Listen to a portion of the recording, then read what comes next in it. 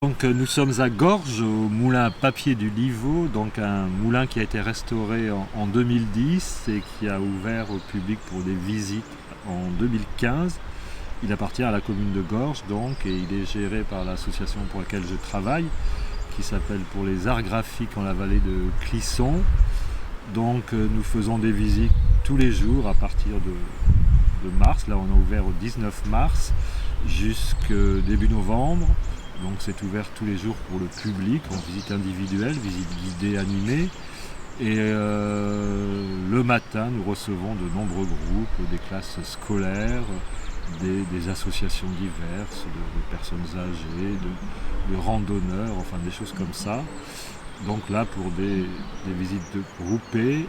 Et sinon nous faisons également des ateliers, donc individuels ou 4 ou 5 personnes, autour du papier, de la fabrication du papier. C'est un moulin qui a été construit au XIVe siècle. Dans un premier temps, comme la plupart des moulins des bords de Sèvres, il a été fait pour faire de la farine. Et c'est en 1825 que la baronne d'Elieu, la baronne Bertrand Gélin, a décidé de le transformer en moulin à farine. Et donc on va faire ici, en moulin à papier, pardon. Et donc on va faire ici du papier pendant 25 ans jusqu'en 1850.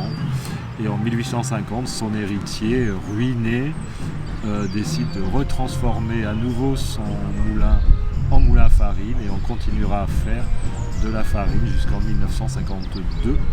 Donc finalement, sur les environ 6 siècles de fonctionnement du moulin, on aura fait du papier que pendant 25 ans. Mais si le choix a été fait de le restaurer comme moulin à papier, c'est parce que donc on a fait du papier sur une courte période. C'est aussi parce que c'est le seul moulin à papier qui fonctionne encore sur les bords de Sèvres. Il y en a eu à peu près une trentaine au cours des siècles. Et aussi parce qu'il y a à côté ce très beau bâtiment qui est le séchoir du moulin. Et ça a été une des raisons aussi pour lesquelles il a été restauré dans sa version papetière. La technique utilisée ici, la technique traditionnelle, inventée par des Italiens en 1276. Et donc c'est une pile à mailler, donc on vient broyer sous ces maillets des tissus, parce que pour faire de la pâte à papier, il faut de la cellulose. La cellulose est présente à 100% dans les végétaux. Au Moyen-Âge, les vêtements étaient faits en chanvre, en lin, en jute, donc 100% végétal. Et donc on faisait la pâte à papier en broyant dans de l'eau sous des maillets, donc des espèces de gros marteaux. Les tissus qui avaient au préalable macéré pendant 2 semaines environ. Et on obtenait ainsi la pâte à papier. Ce n'est qu'à partir de 1850 où on a su extraire chimiquement la cellulose des arbres. Donc depuis 1850 et de nos jours de façon industrielle, on fait la pâte à papier avec du bois, mais à l'époque on ne savait pas encore le faire.